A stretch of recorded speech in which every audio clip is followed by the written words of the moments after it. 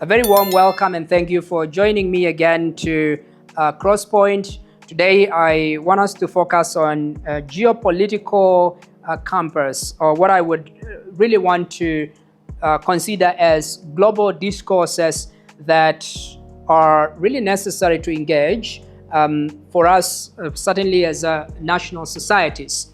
So there are a couple of things that are necessary as we look at the geopolitical and geo-economic campus. The key question I would want to ask firstly is, where are we as a globe?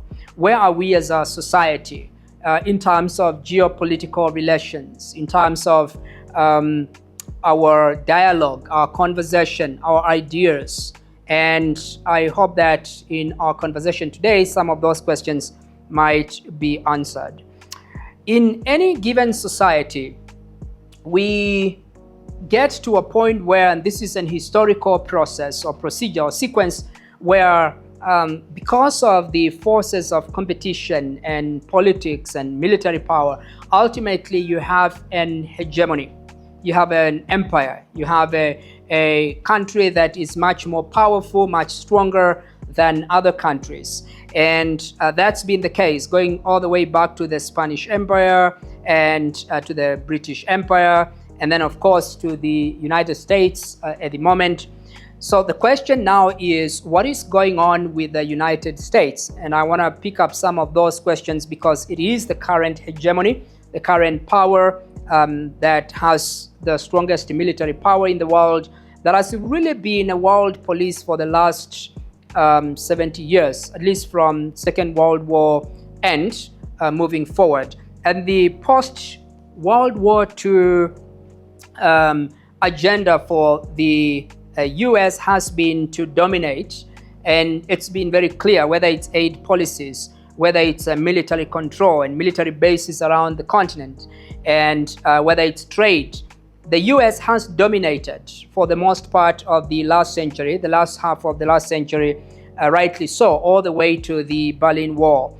But fast forward to 2001, and with the 9/11, there is historical arguments that have been made that suggest that that was really a turning point for the US. It's not, and I will link this to the question of religion and theology. The fact that the 9/11 occurred right at the beginning of the century is perhaps it was symbolic of the fact that perhaps the US was going to begin facing a downturn from 2001 onward.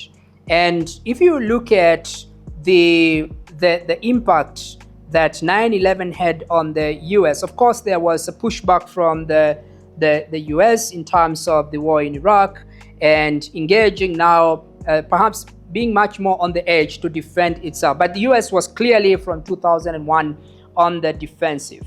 And again, you fast forward to the 2008 crisis, and you have the Lehman Brothers collapse in October 2008, and other banks that collapsed in the US, sending shockwaves around the world. That was a second major blow as far as the US was concerned. So I could consider that as a second 9/11, if you like, as far as historical power control and monopoly of power is concerned. Now, with the global crisis, and it came and went, of course, it left the US highly weakened. Both the US, the economic crisis and the 9/11 left the US extremely weakened, not just in terms of the ability to maintain and sustain its power, military power as an empire, but also internally. The internal fragmentation of the US, I could argue, that started also around that time. And you fast forward to Obama presidency, and you start to see the polarization of the US itself. And with that, we've come a long way now, where the internal divisions and fragmentation of the US are very visible, such that when we talk about America, even within the ultra-right, there has been fragmentations going on. The media is fragmented. The left and the right are highly fragmented.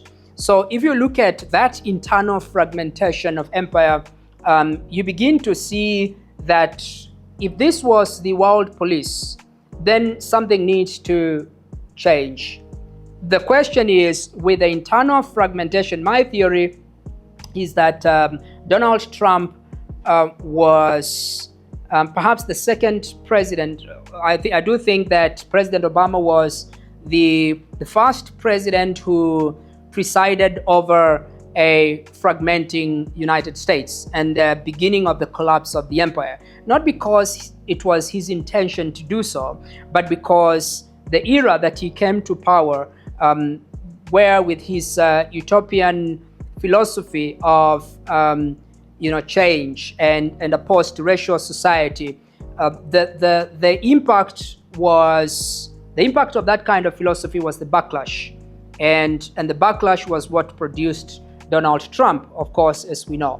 So the Obama presidency, in my assessment, was very consequential to the beginning of the fragmentation of the United States. And empires operate that way. They get to a point where they fragment. They are no longer able to hold. The center falls out. And I think that with that kind of philosophy, we got to a point where not just a philosophy, but that kind of trend with the United States, it was easy to sell America first traditional philosophy or regime, because that doctrine appeals not to it talks to not a country that is or sees itself as a world leader, but a country that is now beginning to recognize its own weaknesses and shortfalls and the need to advance its own agenda in a way that is much more transactional, much more self-interested,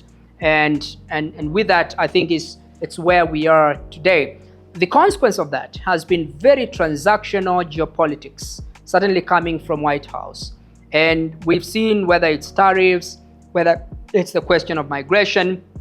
And because the US is still the hegemony, the world superpower, the consequences of the US doctrine of America First have been far-reaching on the discourses of development, where the questions of aid after the collapse of the USAID, for example, where do we go from here? What is the future of development theory and development practice? How do poor countries navigate that space? In Africa, of course, there is a debate about AGOA and the push or the request for African countries to try and see if they can get AGOA renewed. And we know that's stalled at the moment. There are indications that there are some countries that are going to receive some form of renewal. But this is to say that the America First doctrine has destabilized global discourse in a major way, and particularly the development discourse. Tariffs, trade, aid, all of these are mainstays in development discourse, but they are no longer as clear, or the future is no longer as clear as it was just about a decade ago. So this is the case of the United States collapsing and the internal fragmentation of it, and with it taking down global discourse on development. So that is the first point where we are. Now, you will understand the world a little bit better when you understand where the US is, the role that it has played, and make no mistake, the US has been very consequential in terms of stabilizing democracies in certain areas, in terms of development, in terms of poverty alleviation around the world, and it has been a force for good for the better part, in my assessment. However, when you have an empire that is on its way down, there are pressures and frictions that occur, and that is what we are seeing now, where it is really a scramble for its own survival, although it's a little bit too late. Now, the next question is, what comes after the US? And I think the data seems to point to an obvious answer to that question. Of course, with China rising, China overtaking the US as Africa's largest destination market in the early 2010s, and China also taking major gains from where the US has retreated even recently in terms of aid and in terms of trade around the world. So we are seeing a sort of overlap where one empire is on its way down and another is on its way up. So that moment is what Gramsci, I would argue, referred to as an interregnum. It is where the old is dying and the new has not yet been born. So you really don't have a clear picture of the world as it always has been, particularly for the last 100 or so years, where you have a superpower that is clear, that is non-debatable. So at the moment now, the debates are on that transition where the old is dying and the new has not yet been born. It's the interregnum. It's the experiment that went on in the United Kingdom between the two Charleses, Charles I and Charles II, on whether they were going to continue with their monarchy, whether they were going to continue with a parliamentary democracy. That period of experiment is where we are in the world today. And in the process of experimenting how to survive, or how development in the world will survive without the United States on the lead, I think this is a question where you begin to see where, again, the cracks are and what are some of the emerging conversations that are occurring during this moment of transition. One of the emerging points of discussion is the polarity debates. Previously, if you take a step back to the 20th century, you have the US, the second half of the century at least. Firstly, you have the British, who are the superpower, and they lose power to the United States. And with the United States, you begin to see a bipolar world between the Americans and the Russians. And this is what produces the Cold War, because you have two centers of power in the world, each of them advancing and pushing for legitimacy and pushing for dominance of discourse and conversation and policy and development, for that matter. So with the 20th century, the second half, we saw that kind of balance between the United States and Russia. Of course, ultimately, the Berlin Wall collapse concludes that kind of bipolar world, and US steps forward as the world leader, much more clear, without much competition. And that we go back to a unipolar world. A unipolar world where there is only one hegemony, one superpower. Fast forward again to the global crisis, and then shortly after that, the early 2010s, China from the 1940s into the 50s has been rising. And in the early 2010s, we begin to see statistics that indicate that China is on its way to becoming the next global superpower. So because of the transition that I've mentioned now, the interregnum, the problem has been the decentering of power, of military power, of development power, and all of the kinds of the kind of powers that tend to be symmetrical, and by that I mean, or asymmetrical, where you have the dominance of one power over others. So in that case, that moment of transition, we now have, or we've gone back to what I would think as the 20th century, where again we have the bipolar world. And bipolar world is where you have the US and China. That is in the early 2010s.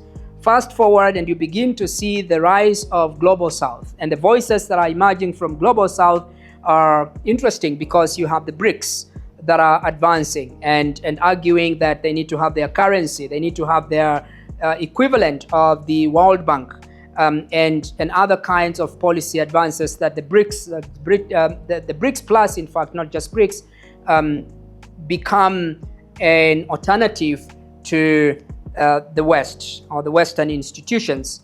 So that's perhaps for me a third power that you could look at. And then you have the individual powers within BRICS asserting themselves, Russia being among them, South Africa on a much smaller scale. It's a much smaller country. Debates have been the extent to which South Africa can really punch into these kinds of conversations. And for the most part, South Africa does punch above its weight, whether it's in terms of BRICS or G20. It's a much smaller economy with very different dynamics. But nevertheless, as a regional player, it's critical for South Africa to be present in these kinds of platforms. And so you begin to see much more bolder global South. Russia much more bolder against the West. And whether we are talking of Crimea or Ukraine, Russia becomes much more forceful in terms of advancing its agenda because it knows that the US does not really have the capability to respond as it would have in the early 2000s. It doesn't have the military resources at the moment, of the financial resources to do so, because as I said earlier, it's a weakening hegemony. Then because of the rise of China and the rise of the global South, we've moved from, again, a bipolar world to a multipolar world. So a multipolar world, and we've had the United Nations Secretary General raising this point on ensuring that we give space to these conversations around multipolarity. And with the multipolarity, it really means that we recognize that the US is no longer really in charge, or at least it's not going to be for a long time from now. And because of that, we have to start engaging how the world will look like post the US hegemony. We have China, we have BRICS, we have Europe also asserting their power in one way or another. Although I will park that discussion for a different episode. I want us to talk about how Europe, no matter how much advancing it is making, how it's really weakened over time, and the fact that it also is really not going to be in charge for too long. And the fact that we need to be looking at global South, mainly China and India, largely because of their populations, but also the kinds of innovations, technology, consumption. China has made their transition from a consumer economy into a producing economy. India is a major market, and BRICS Plus themselves is a major market that even African economies are looking at ways in which they can tap into the BRICS Plus region, and Asian economies for that matter, so that the US does not necessarily hold the continent hostage as far as buying power is concerned. So those are debates that we can talk about as far as the geopolitics are concerned. But going back to the point I made earlier, I said that in terms of the geopolitical compass, this question of multipolarity must be engaged in a much more forceful way, in a much more rational way, much more realistic way. What does it mean for trade? What does it mean for development cooperation? And these are questions that I hope that developing countries can certainly engage. I'll come back to that point in a while. But for now, moving on to the question of decoupling, which has also become a mainstay buzzword in media and certainly in academic circles. Decoupling is really the fact that countries that were allied to or aligned to the US and the West are beginning to decouple and look at where there could be more help in terms of development. And China presents that alternative. So the decoupling has been where, if you start to look at how trade is shifting, you can see both trade and aid that is shifting much more towards the East. And so the debate on decoupling, the US is pushing back against that idea of decoupling and also the multipolarity. I did say that in the process of decay, the process of internal fragmentation and the weakening of what we are clearly now seeing as the sunset of the hegemony that has been in power for the last almost a century, I think with that we can expect a pushback from the United States. The America First philosophy is to try and see if they can salvage what is left of the United States, but at the same time to push an agenda that still asserts the hegemony of the US itself. But again, where that is going is something that we need to engage and ask ourselves whether the direction we are taking in terms of the conversations, the future world, we are taking it to the where discourses should really go. That is a conversation that we need to have. I want to wrap this episode up by looking at where South Africa is in terms of both the polarity debates and the decoupling debates. South Africa is in a very tricky place ideologically, partly because it belongs to or part of the BRICS, and with that there is very clear ideological difference or variation with the United States, whether it's the question of Palestine and recently the question of Ukraine and these kinds of global questions that South Africa naturally would align to the BRICS, which is part of the Global South solidarity. The consequences of that were not really foreseen, at least not until Donald Trump came to power. Because previously there would be a level of tolerance of how countries differ in terms of ideology and perspectives. But with Trump's presidency, the reaction to nation states has been really radical, particularly countries that are considered as not very tolerant to the US ideology.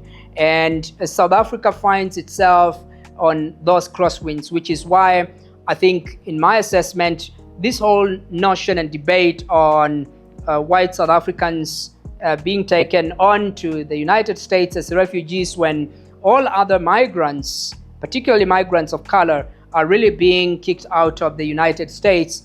It is, for me, a collision of the US or the response of the US itself to South Africa's increasing voice as a global South or part of the global South.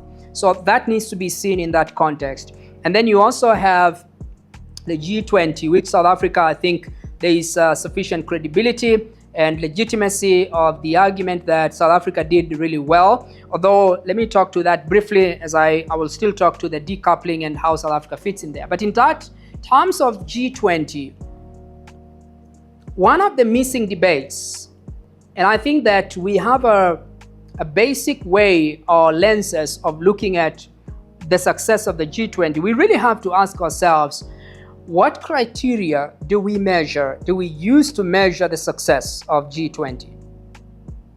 And I think the notions of success have to be advanced beyond the administrative component or factors that are under consideration. In terms of guests coming in, world leaders coming in, they found a good country, a peaceful country, a non-violent country, and the police were everywhere. Those are administrative, security-related questions. We have to ask ourselves whether that is the criteria we really want to measure the success of the G20. And I would like, again, in the interest of deepening discourse, to push that debate further and suggest that we need to look at whether South Africa is doing what G20 countries should really be doing. If we go back to the thematic areas of the G20, sustainability and equality and solidarity, we got to ask ourselves as a country, how far have we gone with those questions of solidarity and equality and so on?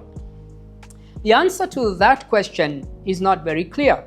And I think one can argue that there are serious questions and concerns around particularly the question of equality and where we are as a country in terms of equality. And when you talk about equality, I think we can advance that discussion to inclusion, and inclusion must also inevitably include economic inclusion, social inclusion. South Africa has become, in my assessment, more fragmented over time. From somewhere around 2013, in my assessment, you begin to see the divisions, the hardening of ideological lines, as I said earlier. But at the same time, we also begin to see a country that is losing momentum in terms of employment. In terms of unemployment, we've seen unemployment go the opposite direction. So the questions of solidarity and sustainability and equality, I think if we apply those to the national discourse in South Africa, we begin to see that there are serious questions and serious weaknesses and blind spots that exist. On that basis, I would argue that South Africa's success as a G20 host in 2025 is not necessarily a success if we use the criteria of how far the country has come in terms of the thematic areas that it was making efforts to advance. So that is on the debate of the polarity debates and the fact that South Africa is in that process of, and no matter how much South Africa pushes back against the US, the question is, what evidence do we have that there has been progress around these issues on a national level?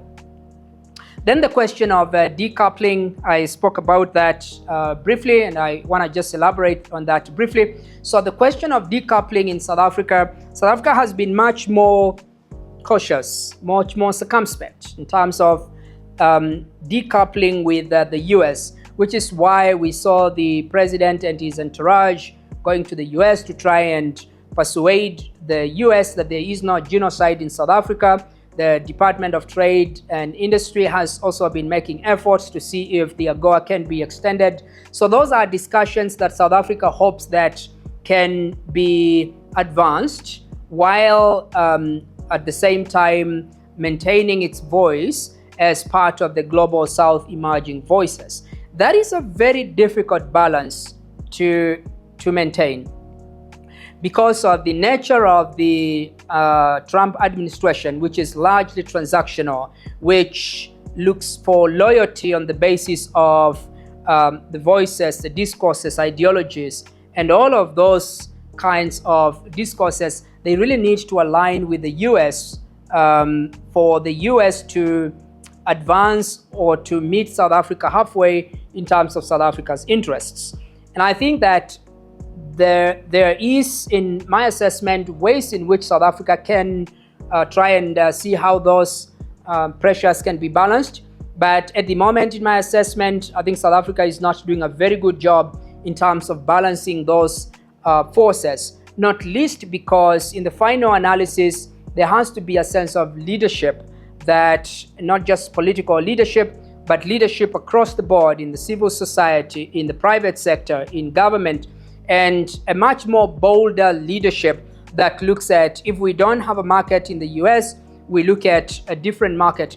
And one of the key missed opportunities for South Africa in this moment of global polarity or multipolarity and decoupling, it has been to consider the African market as its market, as its neighborhood.